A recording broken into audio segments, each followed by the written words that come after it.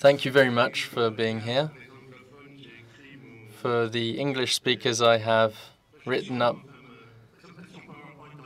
my slides in English. And the final comment on this this opening slide, I've included my email address there. I love discussion and debate, so don't hesitate to get in touch after the conference if you feel like it.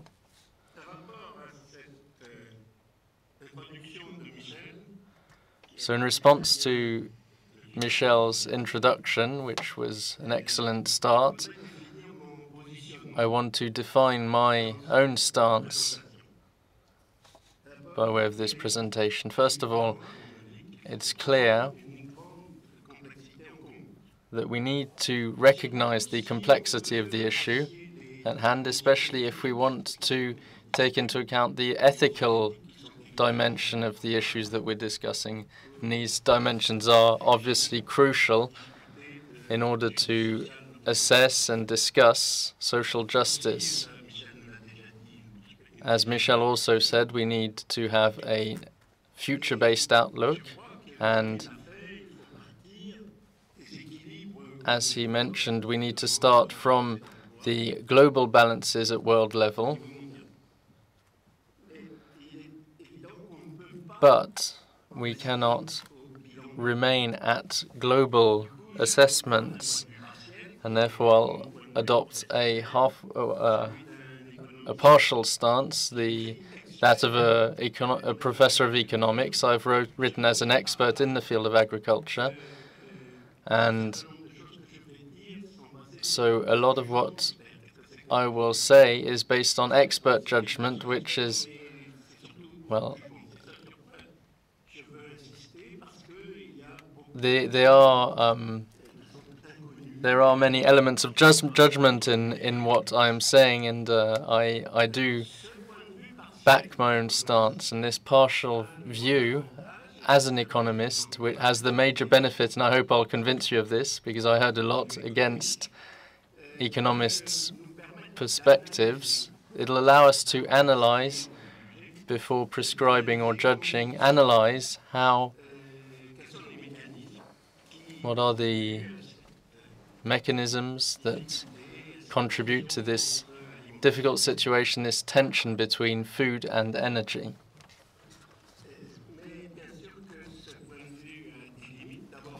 But this point of view has its own limitations. It's a partial one, like I mentioned. Plus,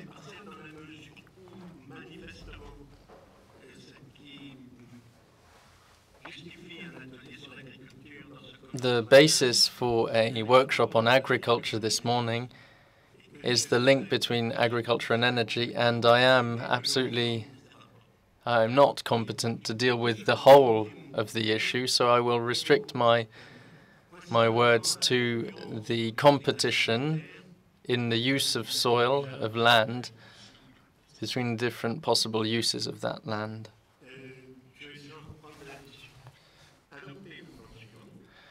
This will be my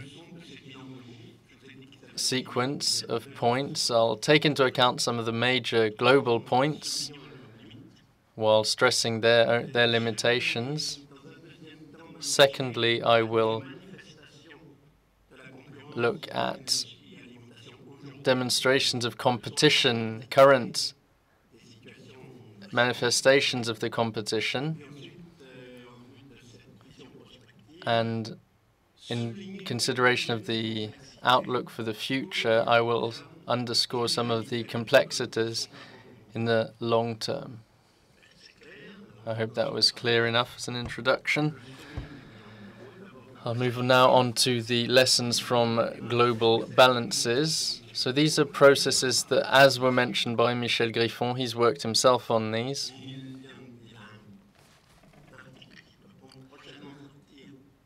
He has an article soon to be published in the Demeter publication that's been very useful to me. And another document sent to me by Michel was a publication by UNEP, which is assessing global land use, balancing consumption with sustainable supply. So we can see very much what these global assessments involve. There are many of them, many methods based on the IPCC's work.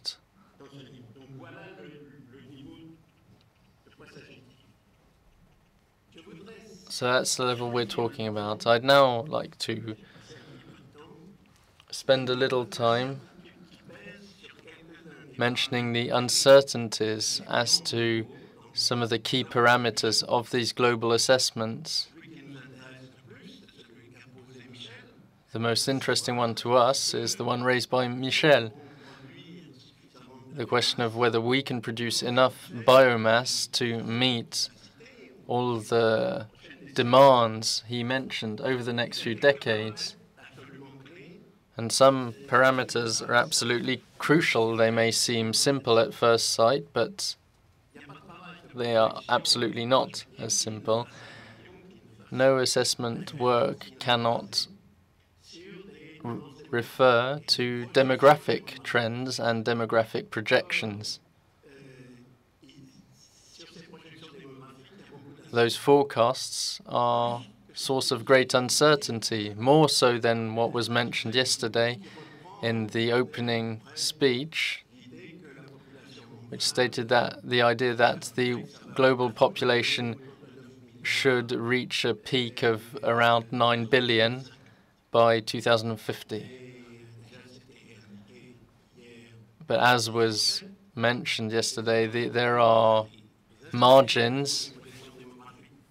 The institutions that prepare these forecasts are attached to the United Nations, but there are other bodies that do these forecasts, and all of these bodies insist a lot on the uncertainty and the margin for error.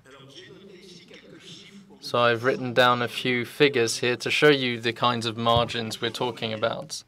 The average forecast of the UN, the one that everyone uses as a reference, for 2050 it's 9.6 billion people, and for 2100 it's 10.9 billion.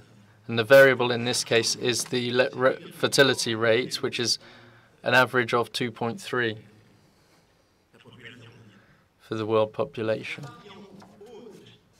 The higher variant is 10.9 billion in 2050 and 16.6 for 2100 rather than 10.9. That is the high trend, and the lower trend is of 8.3 and 6.7 with a decrease in population. And these are based on theories for fertility rates, 2.3 on average, 2.8 in the high variant, and 1.8 for the low variant. I may be spending a bit too much time mentioning these figures to you, but I hope that shows you how uncertain we are. If we were to assume fertility rates as they are at present in various countries, the forecast for 2100 would be for over 28 billion, and no one expects us to reach that figure by 2100. But it's still there, and there's a great deal of uncertainty as to forecasts. And there we're talking about demand. And global demand depends a great deal on projections. What about farming, agricultural areas? That's a major parameter because the total production of biomass depends on agricultural areas and yield. Regarding the areas, there's a great deal of uncertainty as well. A great deal of work has been done, in particular on the subject of forests.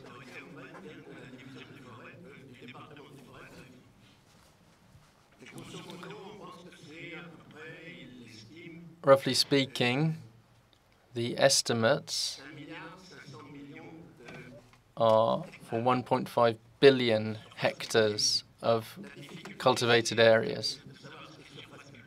The question then is what counts as a cultivated area and how is it subdivided? I'm not going to get into detail there because what's most important, not so much the surface, it's the cultivated surfaces, it's the cultivatable surfaces by 2050 and further. And here, there the estimates are very variable. There are two types of sources for those projections. First of all, the extension of past trends. To have more areas, we'll need to increase deforestation in the Amazon and Congo basins. And there's also a lot of work carried out at the institute we heard of yesterday, the IASA in Vienna, which is doing a lot of work on cultivatable surf areas. Let me mention a few figures now to illustrate how difficult it is to make forecasts. Regarding the Middle East and Northern Africa, the cultivated areas in the year 2000 were of 83 million hectares. And the surfaces considered suitable for agriculture, according to IAS's work, is of 63 million hectares. So more surface than that which is suitable for agriculture. And in sub-Saharan Africa, those figures are completely different since the cultivated area is of 192 million hectares, whereas there's 940 million hectares available, suitable for agriculture. So only a small proportion is used. So it's 62 and 1,066 in Latin America. I hope these figures can convince you that a great deal of uncertainty remains. The authors of scenarios, for example, for the North Africa, Middle East region,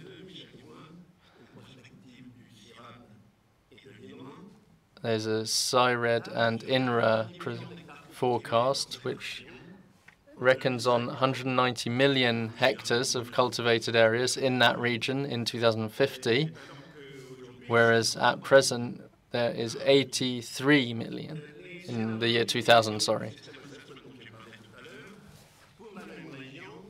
Other scenarios for the same region vary between 96 and 118 million hectares, and you could imagine that the authors of the different scenarios, considering the uncertainties that I've flagged up, that they are aware of, have done as best they can, and as best they can still leads to great variations.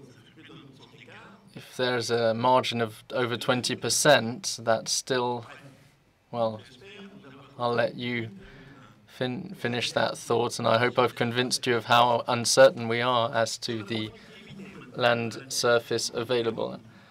With regard to productivity, yield, in other words, there's a great deal of controversy at present, and solid empirical evidence exists to say that the increase in yield, which was rapid and was one of the main causes of a remarkable performance over the past 40 years, in which agricultural production increased faster than the population, including in developing countries and in Northern Africa. This remarkable performance was achieved, especially thanks to the increase in yield. So the future of yield is a very important issue if you want to do global assessments.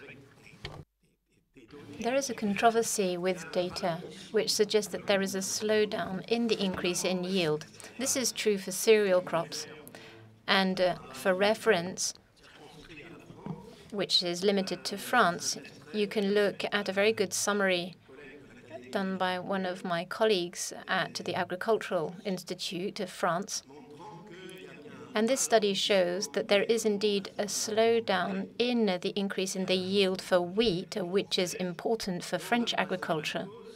And the main reason for this is supposed to be global warming, or is given as global warming. Therefore, there is strong uncertainty regarding the ability to increase yields. In addition to this, the problem is compounded, and this is what is of interest to us, which is the overall biomass production. Indicators or yield indicators for different cultures aren't necessarily the right indicators. For example, I told you about the Agreement perspective, which works in kilocalories in order to make the sum of all the energy produced by various cultures. And these don't produce at all the same results, where the slowdown with these figures is much less than the other studies. And when you evaluate things in kilocalories rather than quintals per hectare. Now, I've spent probably too much time on these details, but I'll hope you'll bear with me for the point I'm trying to make.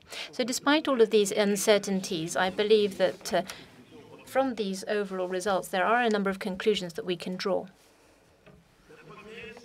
The first is that biofuels are not going to replace oil, and I'm talking about liquid biofuels that Michel mentioned earlier on.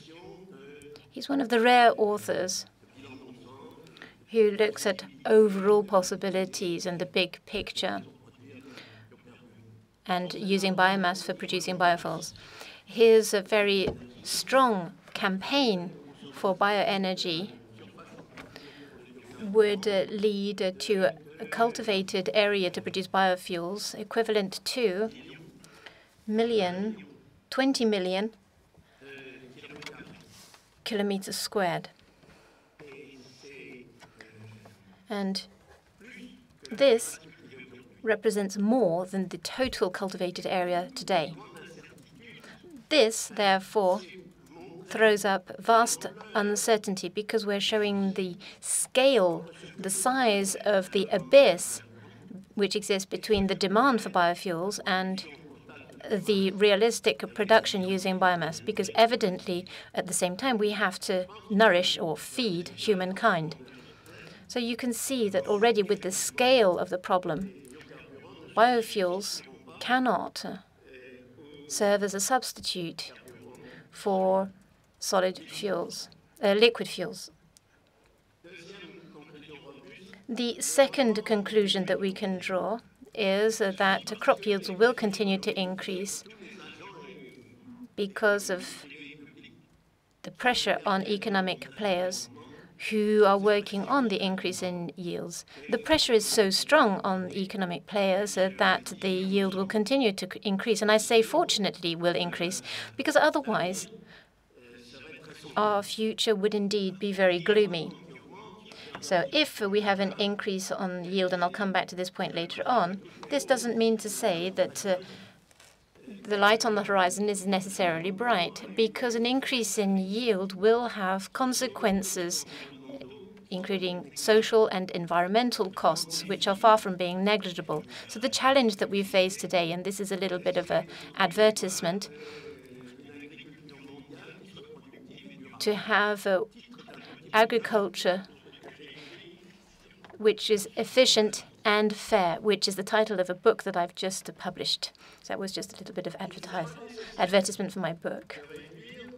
It will be necessary to cut losses during harvests and wasted food.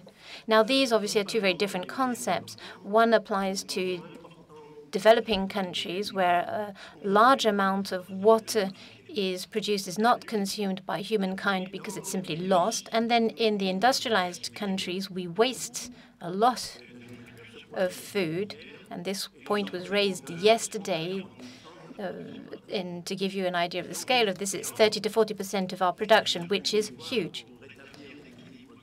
And the path to reestablish the balance in this is important.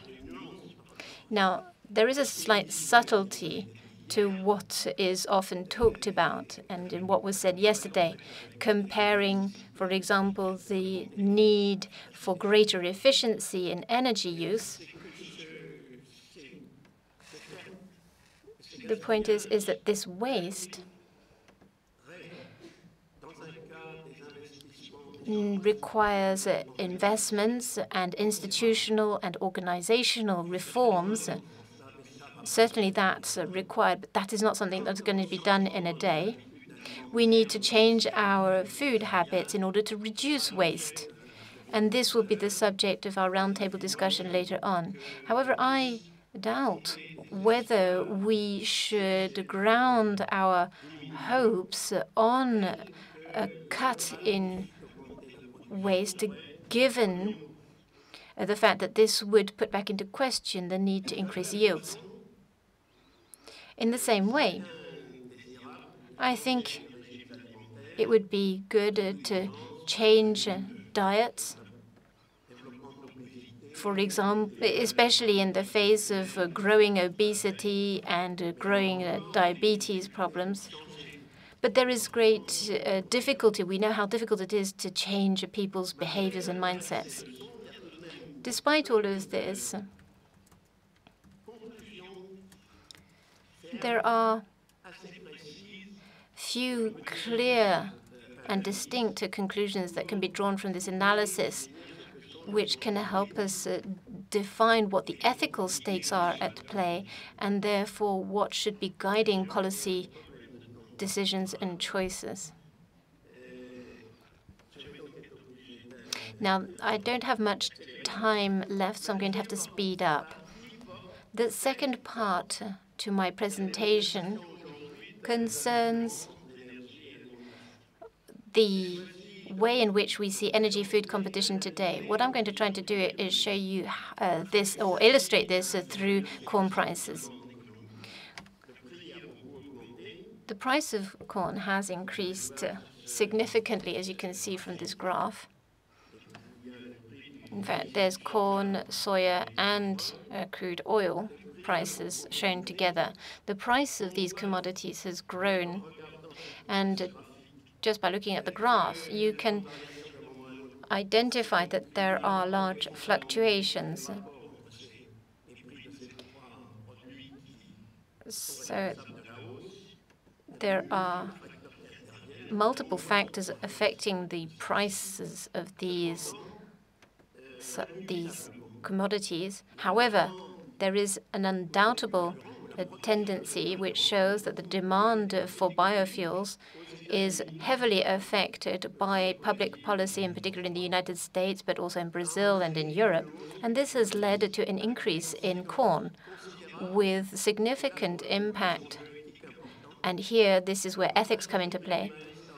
Corn prices increased, and this led, especially after the 2008 crisis, there were increases in rice and wheat prices consumed by people, in particular among the poor. And this led to notable consequences and created a loser population, in particular amongst the poorest populations. Looking at the share of corn devoted to ethanol, so that's in feed is for animals, so corn for animals. U.S. exports fell, and that's in yellow, which explains the increase in international prices of corn. With this example, I'm trying to illustrate the economic impact when we're looking at a price mechanism. Markets are far from being perfect, but the effect of producing biofuels, increasing biofuel production, has a direct impact on all of us. In many cases, a negative impact on poorer consumers.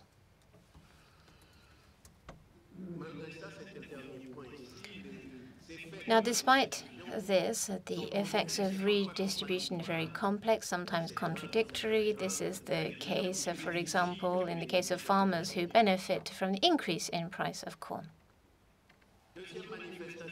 Now, the second impact of our policies is the impact on the earth. Now, the person speaking after me, I believe, is going to touch upon this subject. What I wanted to say is that there are many consequences, such as land grabbing. The consequences are also on deforestation in order to create more farming areas, reduction of grazing areas. And then this can lead to ethnic conflict, in particular in Africa, where this is particularly manifest. And then conflicts between farmers and herders. This clearly illustrates that there are conflicting forces for land use, and this has two implications, and this is my conclusion, is that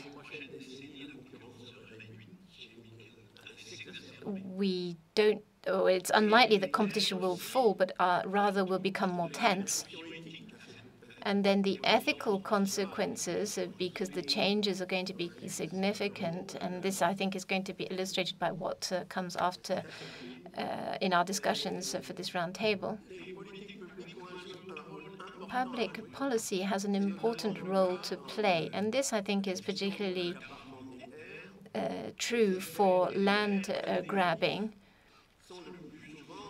because the negative impact that comes from this kind of situation is usually a result of weak political will.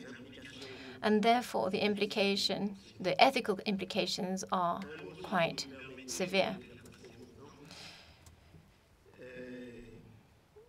Now then, for the long-term vision, I think I'd like to underscore the multiplicity of different types of agriculture in the world, and that has to be taken into account.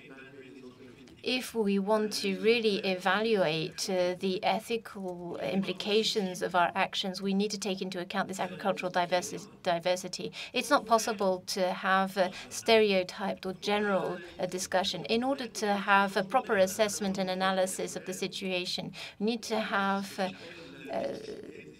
intellectual input, and that's what I call the systemic approach, looking at agricultural systems, for example, household farming, and then agrarian systems. This covers more at a local scale, and then value chains. Systemic approach will allow us to take into account the numerous interactions and hand us tools in order to be able to move forward. For all intents and purposes, the need to increase productivity underscores our need for technological change. Now, this is a point that has been the subject of debate and was even raised yesterday already. Now, of course, we are not the only place that this question is raised, but I would like to underline my point of view as an economist.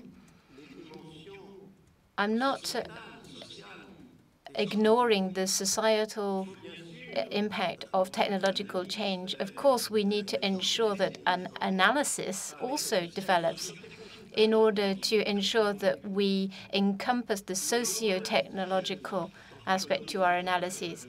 But as an economist, we do need to look at the need for increasing productivity. We need to increase productivity of the earth. Otherwise, to satisfy our needs, we would have to occupy more land, which would be an ecological disaster.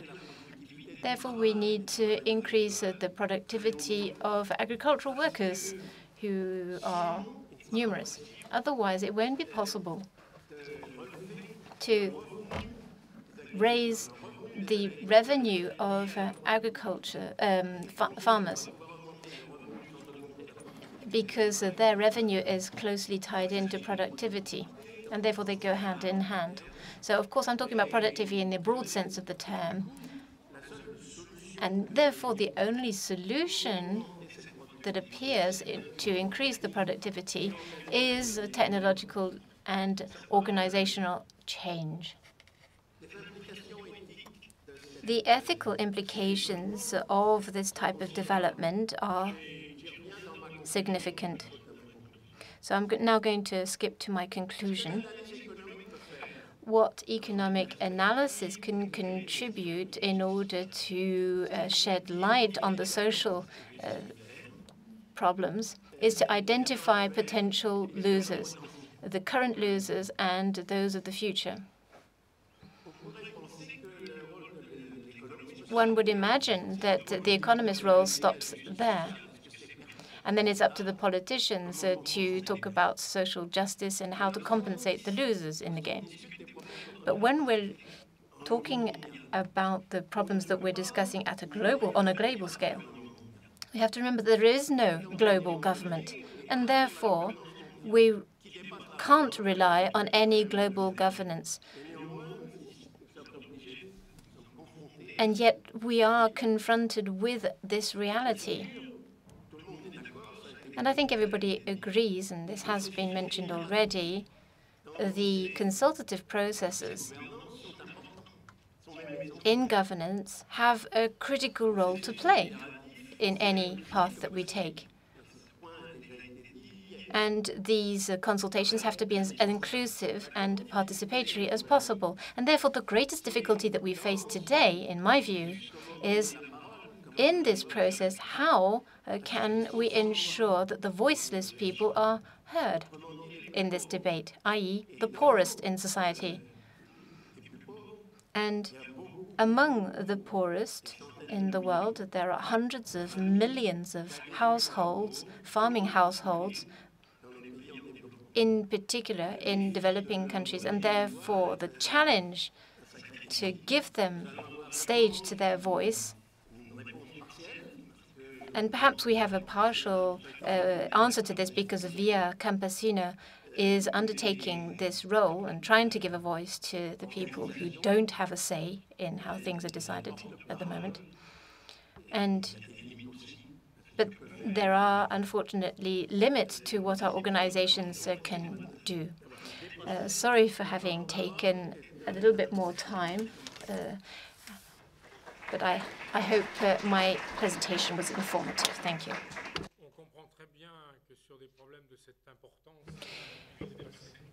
It's, I think, forgivable to say that for such important issues, you should take more than the allocated time. Rebalancing food, feed for animals, land grabbing, deforestation, the shrinking of grazing lands, grazing pastures, revenues for farmers. All of these points are critical and very important. I think you've underscored something very crucial, tying into what was said yesterday, using corn prices in the US as an example, is that the increase in fuel prices and the impact on agriculture should logically lead to more land grabbing, which reinforces and compounds the poverty problem, because poor people not only have to foot the increasing cost of fuel, but also higher price food. And I think these are all points that we need to take into account in our conclusions. I'm now going to hand the floor immediately to Via Campesina for comments, remarks, and your perspective on the issue.